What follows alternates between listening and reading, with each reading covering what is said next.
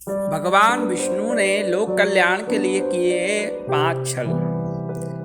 हिंदू धर्म में कहते हैं कि ब्रह्मा जी जन्म देने वाले हैं, विष्णु पालने वाले और शिव वापस ले जाने वाले देवता हैं। भगवान विष्णु तो जगत के पालनहार हैं। वे सभी के दुख दूर कर उनको श्रेष्ठ जीवन का वरदान देते हैं। जीवन में किसी भी तरह का संकट हो या धरती पर किसी भी तरह का संकट खड़ा हो गया हो तो विष्णु ही उसका समाधान खोजकर उसे हल करते हैं। भगवान विष्णु ने ही नरसिंह अवतार लेकर एक और जहां अपने भक्त प्रहलाद को बचाया था, वहीं क्रूर हिरण्यकश्यप से प्रजा को मुक्ति दिलाई थी।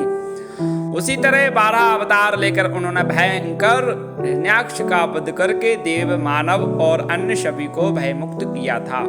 उन्होंने ही महाबली और मायावी राजा बलि से देवताओं की रक्षा की थी। इसी तरह श्री हरि विष्णु ने कुछ ऐसे कार्य किए थे जिनको जन कल्याण के लिए किया गया छल कहा गया। यदि वे ऐसा नहीं करते तो कई देवी और देवताओं की जान संकट में होती। श्री हरि विष्णु द्वारा जनहित में किए गए 5 छल। 1. भस्मासुर के 7 छल। भस्मासुर का नाम सुनकर सभी को उसकी कथा याद हो आई होगी। भस्मासुर के कारण भगवान शंकर की जान संकट में आ गई थी। हालांकि भस्मासुर का नाम कुछ और था, लेकिन भस्म करने का वरदान प्राप्त करने के कारण उसका नाम भस्मासुर पड़ गया। भस्मासुर एक महापापी असुर था। उसने अपनी शक्ति बढ़ाने के लिए भगवान शंकर की घोर तपस्या की और उनसे अमर होने का वरदान मांगा, लेकिन भगवान शंकर ने कहा कि तुम कुछ और मांग लो। तब भस्मासुर ने वरदान मांगा कि मैं जिसके भी सिर पर हाथ रखूं वह भस्म हो जाए। भगवान शंकर ने कहा तथास्तु। भस्मासुर ने इस वरदान के मिलते ही कहा, भगवान क्यों ना इस वरदान की शक्ति को परख लिया जाए। तब वह स्वयं शिवजी के सिर पर हाथ रखने के लिए दौड़ा। शिवजी भी वहां से भागे और विष्णु की शरण में छुप गए। तब विष्णु जी ने एक सुंदर स्त्री का रूप धारण कर भस्मासुर को आकर्षित किया। भस्मासुर शिव को भूलकर उस सुंदर स्त्री के मोहपाश में बंध गया। मोहिनी स्त्री रूप विष्णु ने भस्मासुर को खुद के साथ नृत्य करने के लिए प्रेरित किया। भस्मासुर तुरंत ही मान गया। नृत्य करते समय भस्मासुर मोहिनी की ही तरह नृत्य करने लगा और उचित मौका देखकर विष्णु ने अपने सिर पर हाथ रखा और शक्ति और काम के नशे में चूर भस्मासुर ने जिसकी नकल की और भस्मासुर अपने ही प्राप्त वरदान से भस्म हो गया। यहाँ छुपे थे शिव। भस्मासुर ने बचने के लिए भगवान शंकर वहां से भाग गए। उनके पीछे भस्मासुर भी भागने लगा। भागते भागते शिवजी एक पहाड़ी के पास रुके और फिर उन्होंने इस पहाड़ी में अपने त्रिशूल से एक गुफा बनाई और वे फिर उसी गुफा में छिप गए। बाद में विष्णु ने आकर उनकी जान बचाई। माना जाता है कि वह गुफा जम्बू से 150 किलोमीटर दूर त्रिकुटा की पहाड़ी पर है। इन खूबसूरत पहाड़ियों को देखने से ही मन शांत हो जाता है। इस गुफा में हर दिन सैकड़ों की तादाद में शिव भक्त शिव की आराधना करते हैं। वृंदा के 7 छल। श्रीमद् देवी भागवत पुराण अनुसार जलंधर असुर शिव का अंश था, लेकिन उसे इसका पता नहीं था। जलंधर बहुत ही शक्तिशाली असुर था। इंद्र को पराजित कर जलंधर तीनों लोगों का स्वामी बन बैठा था। यमराज भी उससे डरते थे। श्रीमद् देवी भागवत पुराण अनुसार एक बार भगवान शिव ने अपना तेज समुद्र में फेंक दिया था, जिससे जलंधर उत्पन्न हुआ। माना जाता है कि जलंधर में अपार शक्ति थी और उसकी शक्ति का कारण थी उसकी पत्नी वृंदा। वृंदा के पतिव्रत धर्म के कारण सभी देवी देवता मिलकर भी जलंधर को पराजित नहीं कर पा रहे थे। जलंधर को इससे अपने शक्तिशाली होने का अभिमान हो गया और वह वृंदा के पतिव्रत धर्म की अवहेलना करके देवताओं के विरुद्ध कार्य कर उनकी स्त्रियों को सताने लगा। जलंधर को मालूम था कि ब्रह्मांड में सबसे शक्तिशाली कोई है तो वे हैं देवों के देव महादेव। जलंधर ने खुद को सर्वशक्तिमान रूप में स्थापित करने के लिए क्रमशः पहले इंद्र को परास्त किया और त्रिलोकाधिपति बन गया। इसके बाद उसने विष्णु लोक पर आक्रमण किया।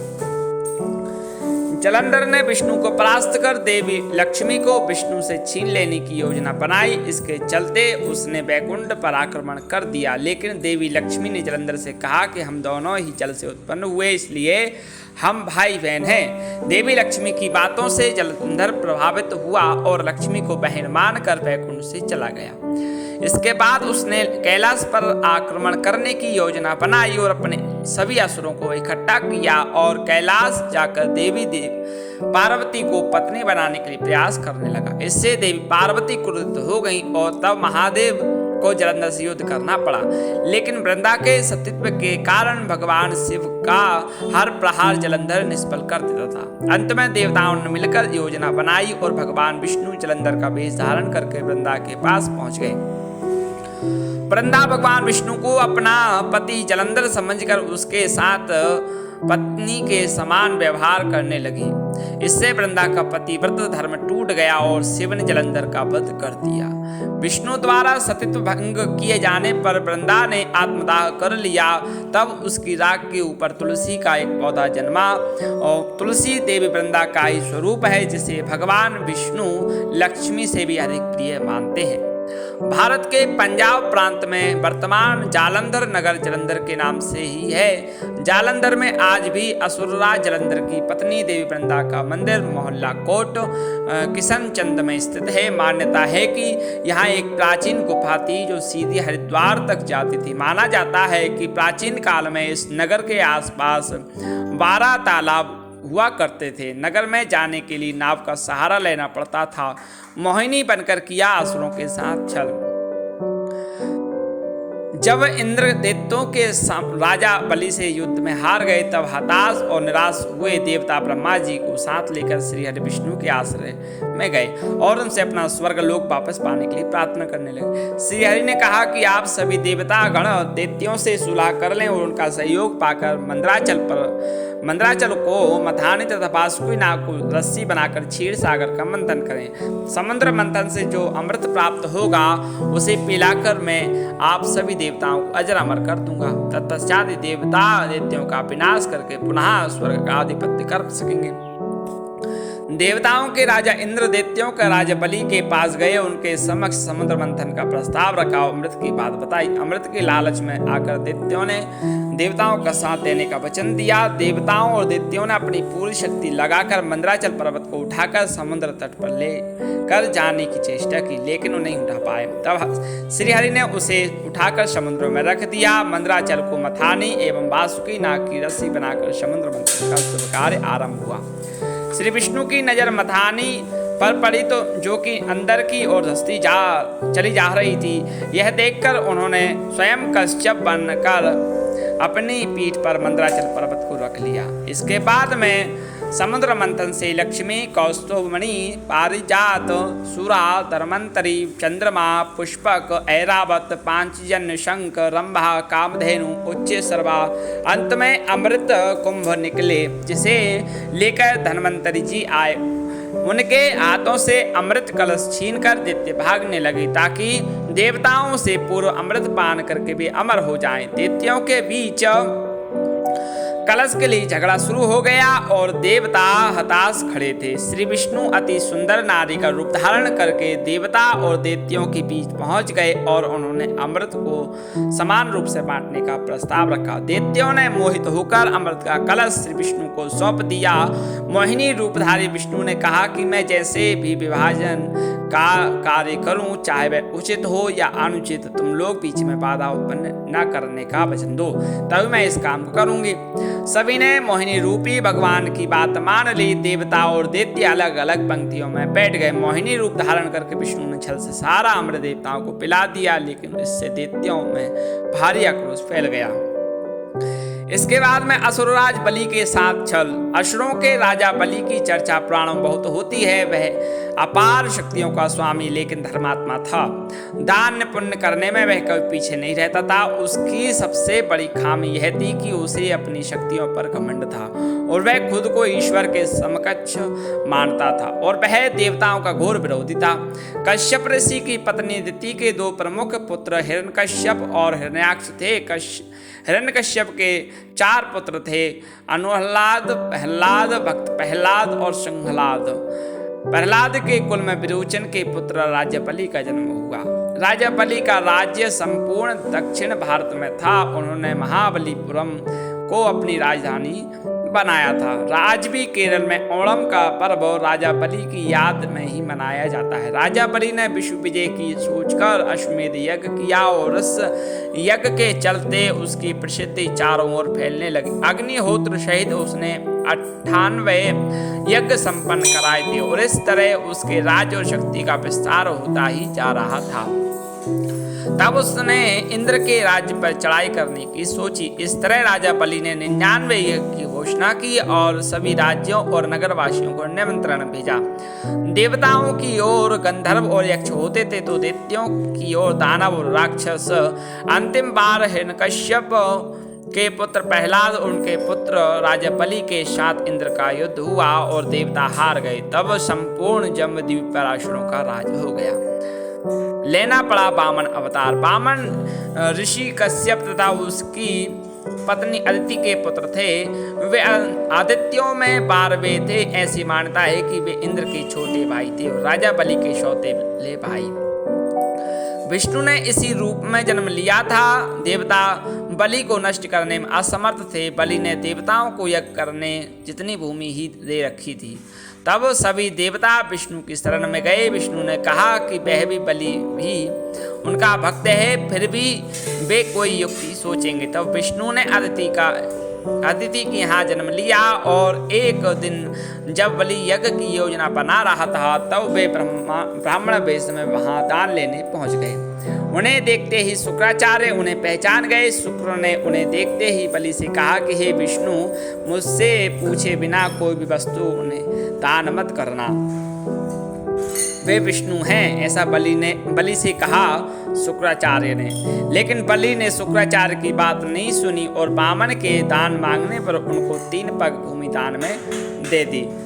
जब जल छोड़कर सब दान कर दिया गया तब ब्राह्मण वेश में वामन भगवान ने अपना विराट रूप दिखाया। भगवान ने एक पग में भूमंडल नाप लिया, दूसरे में स्वर्ग और तीसरे के लिए बलि से पूछा कि तीसरा पग कहाँ रखूं। पूछने पर बलि ने मुस्कुराकर कहा, इसमें तो कमी आपके ही संसार बनाने की हुई है, मैं क्या करूं भगवान, अब तो मेरा सिर ही बचा है। इस प्रकार विष्णु ने उसके सिर पर तीसरा पैर रख दिया। उसकी भक्ति से प्रसन्न होकर विष्णु ने उसे पाताल में रसातल का कलयुग के अंत तक राजा बने रहने का वरदान दे दिया। तब से बलि ने विष्णु से एक और वरदान मांगा। राजा बलि ने कहा कि भगवान, यदि आप मुझे पाताल लोक का राजा बना ही रहे तो मुझे वरदान दीजिए कि मेरा साम्राज्य शत्रुओं के प्रपंचों से बचा रहे और आप मेरे साथ रहें। अपने भक्त के अनुरोध पर भगवान विष्णु ने राजा बलि के निवास में रहने का संकल्प किया।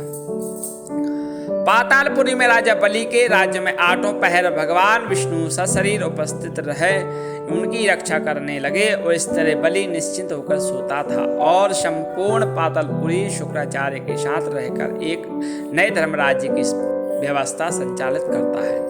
माता पार्वती के साथ छल। माना जाता है कि बद्रीनाथ धाम कभी भगवान शिव और पार्वती का विश्राम स्थान हुआ करता था। यहाँ भगवान शिव अपने परिवार के साथ रहते थे, लेकिन श्री हरि विष्णु को यह स्थान इतना अच्छा लगा कि उन्होंने इसे प्राप्त करने के लिए योजना बनाई।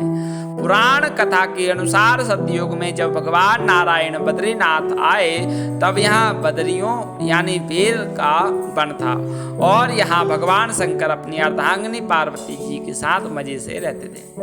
एक दिन श्री हरि विष्णु भगवान बालक का रूप धारण कर जोर जोर से रोने लगे। उनके रुदन को सुनकर माता पार्वती को बड़ी पीड़ा हुई। वे सोचने लगी कि इस बिहड़ वन में यह बालक कौन रो रहा है, यह आया कहाँ से और इसकी माता कहाँ है।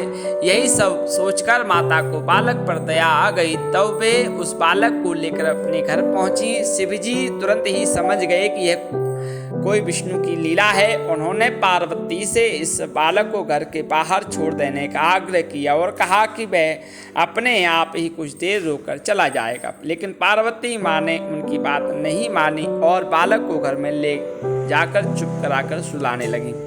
कुछ ही देर में बालक सो गया। तब माता पार्वती बाहर आ गई और शिव जी के साथ कुछ दूर भ्रमण पर चली गई।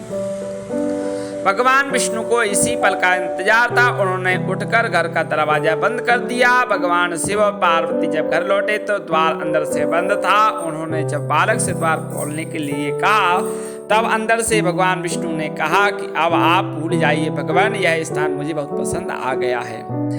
मुझे यहीं विश्राम करने दीजिए। अब आप यहाँ से केदारनाथ जाएं। तब से लेकर आज तक बद्रीनाथ यहाँ पर अपने भक्तों को दर्शन दे रहे हैं और भगवान शिव केदारनाथ में दर्शन दे रहे हैं। राधे राधे।